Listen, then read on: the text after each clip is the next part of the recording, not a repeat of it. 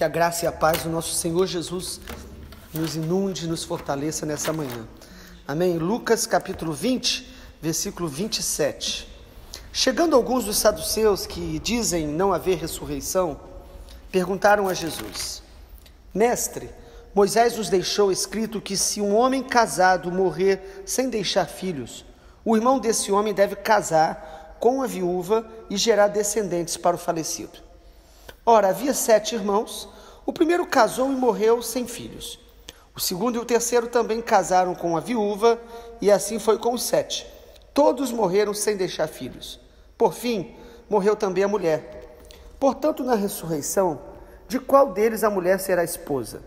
Porque os 7 casaram com ela. Jesus respondeu: Os filhos deste mundo casam e se dão em casamento. Mas os que são considerados dignos de alcançar a era vindoura e a ressurreição dentre os mortos, não casam nem se dão em casamento. Pois não podem mais morrer, pois são iguais aos anjos, e são filhos de Deus, sendo filhos da ressurreição. E que os mortos ressuscitam, Moisés o indicou no trecho referente à sarça, quando afirma que o Senhor é o Deus de Abraão, o Deus de Isaque e o Deus de Jacó. Ora, Deus não é Deus de mortos, e sim de vivos, porque para Ele todos vivem. Então alguns dos escribas disseram: Boa resposta, mestre, e não ousaram mais fazer perguntas a Jesus. Mas Jesus lhes perguntou: Como se pode dizer que o Cristo é filho de Davi? Pois o próprio Davi afirma nos livros dos Salmos: Disse o Senhor ao meu Senhor: Sente-se à minha direita, até que eu ponha os seus inimigos por estrado dos seus pés. Portanto, Davi o chama de Senhor. Então, como ele pode ser filho de Davi? Quando todo o povo estava ouvindo, Jesus disse aos seus discípulos: Cuidado com os escribas que gostam de andar com vestes talares, muito apreciam as saudações nas praças, as primeiras cadeiras nas sinagogas e os primeiros lugares nos banquetes. Eles devoram as casas das viúvas e, para justificar, fazem longas orações. Estes sofrerão juízo muito mais severo. Segunda parte, então, de Lucas capítulo 20, nós percebemos aqui, continuando um diálogo entre os religiosos do tempo de Jesus, tentando, de alguma forma, confundir Jesus, tentando, de alguma forma, justificar o que eles acreditavam, questionando Jesus. E dentro desse questionamento eu quero destacar hoje 3 verdades importantes para aqueles que são salvos, para aqueles que pertencem a Jesus. Há 3 verdades muito importantes que nós precisamos perceber nesse texto. Primeira verdade é sobre a vida eterna. Amado, nós vivemos aqui na terra, mas a nossa vida aqui é passageira. Hebreus capítulo 11, falando dos heróis da fé, várias vezes nós vamos perceber ali que aqueles homens, eles almejavam uma pátria celestial. E isso é algo que nós precisamos sempre estar buscando pela palavra e pelo Espírito Santo, estar percebendo, porque há uma tendência nossa de ver apenas as coisas da terra. E sabe o que a Bíblia diz? Que aqueles que buscam a Jesus, apenas esperando nesta terra, se tornarão os mais miseráveis ou infelizes dos homens. Será que não é essa a razão de muitos que frequentam os nossos templos, estão nas igrejas, ou até mesmo pregando, e infelizes, vazios, porque colocam a esperança nas coisas da terra? Os saduceus chegam diante de Jesus, versículo 27, e eles perguntam a Jesus algo, porque eles não criam na ressurreição. Eles não criam. Os saduceus, assim como os fariseus, eram pequenos grupos ou seitas dentro do judaísmo no tempo do Novo Testamento, e cada um deles tinha suas características, e os saduceus não criam muito no sobrenatural. Eles liam a Bíblia, criam na palavra e interpretavam de forma que mais lhes fosse favorável. E eles tentam confundir Jesus dizendo: olha, Moisés falou que se um homem morrer e ele fosse casado, não tivesse filhos, aquela viúva teria que casar com o irmão dele, tentando confundir Jesus, dizendo o seguinte: e se acontece isso 7 vezes, com 7 irmãos. Com quem eles vão estar casados no céu, já que vai ter ressurreição? Porque a preocupação deles era, como será no céu então? Se tem ressurreição, como vai ser lá? Quem era casado, quem não era? E Jesus desfaz tudo isso, dizendo simplesmente que aqueles que são do Senhor, que são salvos, versículo 34, os filhos deste mundo, eles se casam, se dão em casamento. Mas os que vão alcançar a era vindoura, a ressurreição dos mortos, não casam nem se dão em casamento.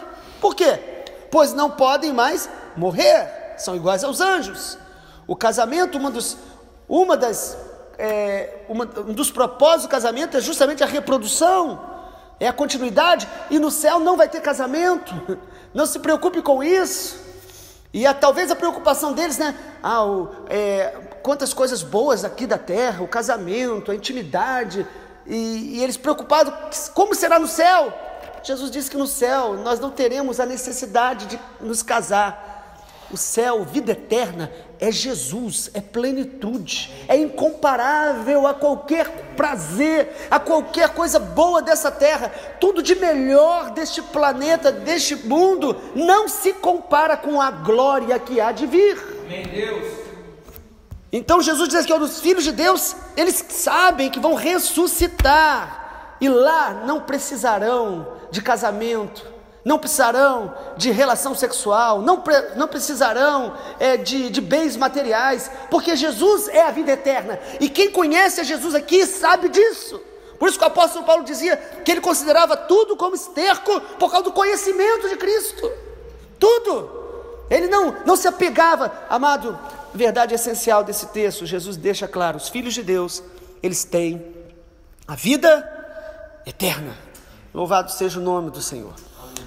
Os saduceus de alguma forma tentavam distorcer a palavra. Havia realmente na lei algum tipo de provisão acerca quando uma mulher ficava viúva, mas os saduceus criaram toda uma doutrina deles, distorcendo a verdade, como está em 2 Pedro 3,16.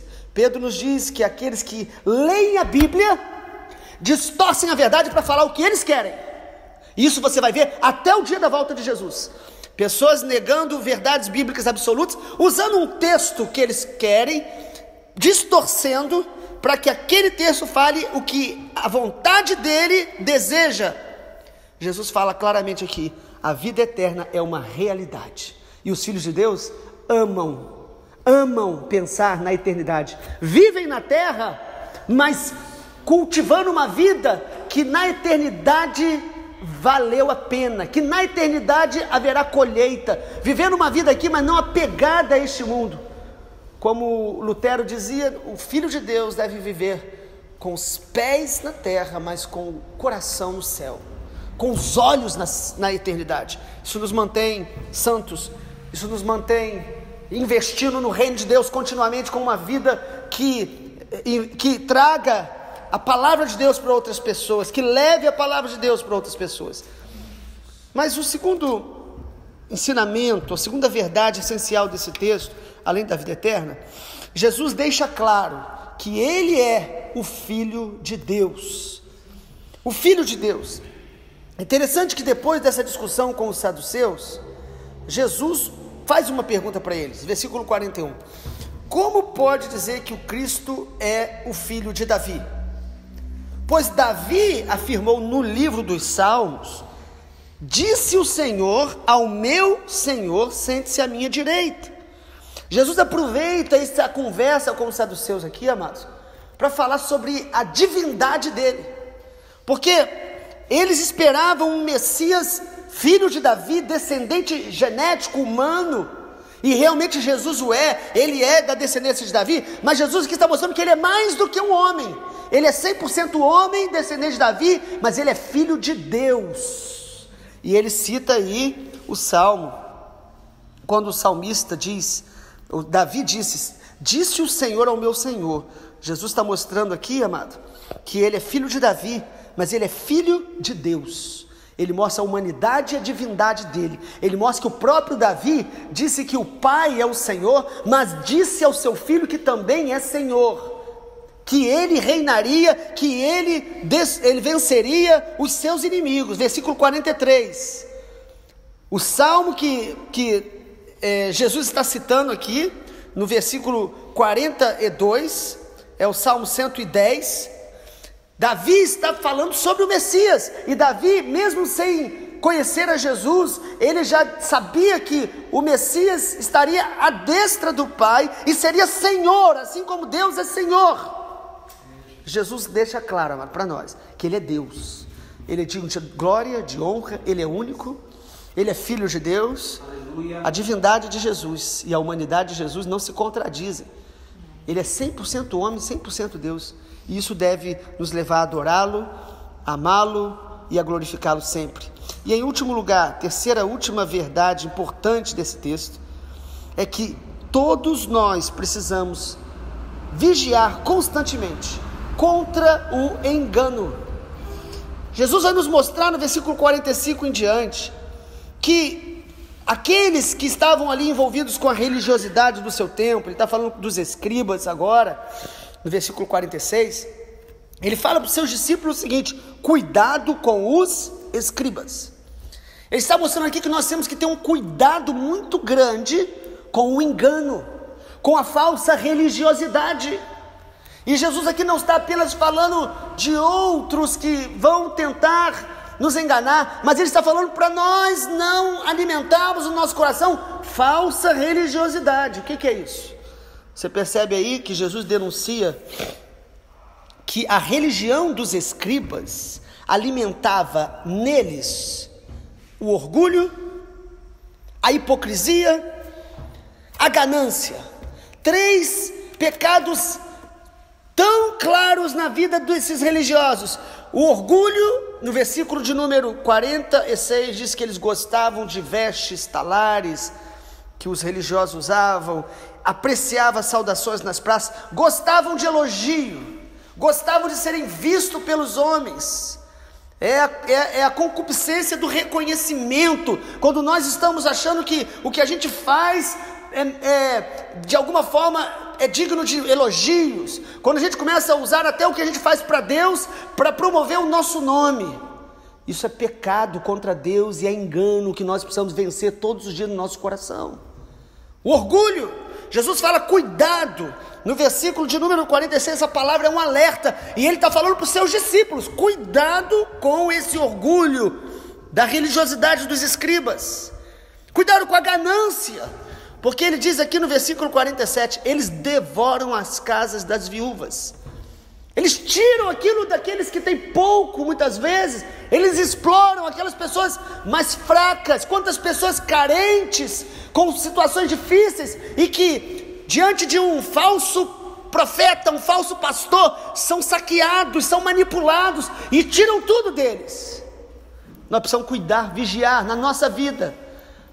Nós precisamos vigiar quando nós estamos muito carentes, ou doentes, ou precisando de ajuda, que a gente não ache que Deus está querendo alguma barganha, e achar que dar dinheiro para a igreja, dar dinheiro para pastor, vai ser o que a gente precisa fazer, e que vai trazer a resposta para nós. Isso é engano. Deus nos dá tudo pela graça, e nós somos fiéis a Ele no dízimo, na oferta, porque conhecemos a palavra e o amamos, simplesmente assim. E se perdermos tudo, não tem problema nenhum, porque o nosso bem maior é o próprio Senhor. E por que a gente oferta e dizima? Porque a palavra de Deus nos ensina assim, é princípio bíblico, princípio se pratica.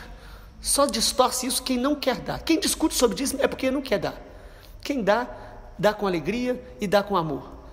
Agora, você vender bênção, você achar que você precisa dar uma oferta grande para você ser curado, para você ser abençoado, para você enriquecer mais ainda, é engano. E esses homens, eles tiravam tudo das viúvas, e aí, além do orgulho, e além aí da ganância, a gente percebe a hipocrisia, porque o texto diz no versículo número 47, para o justificar, fazem longas orações.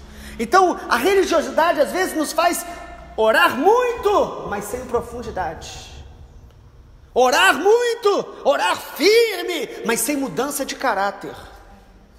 E fazemos várias coisas para Deus, mas não tratamos o coração. Impressionamos os homens, mas não impressionamos a Deus.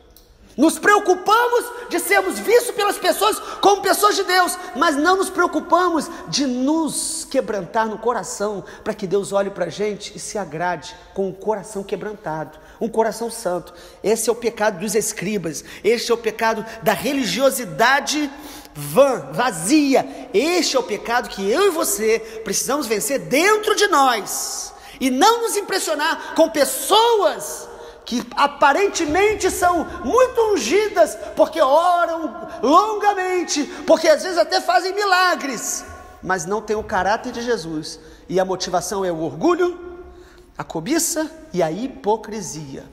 Nós precisamos pedir a Deus sempre amor pela verdade dele, amor pela palavra dele, amor por ele, um amor puro, um amor que glorifica a Jesus.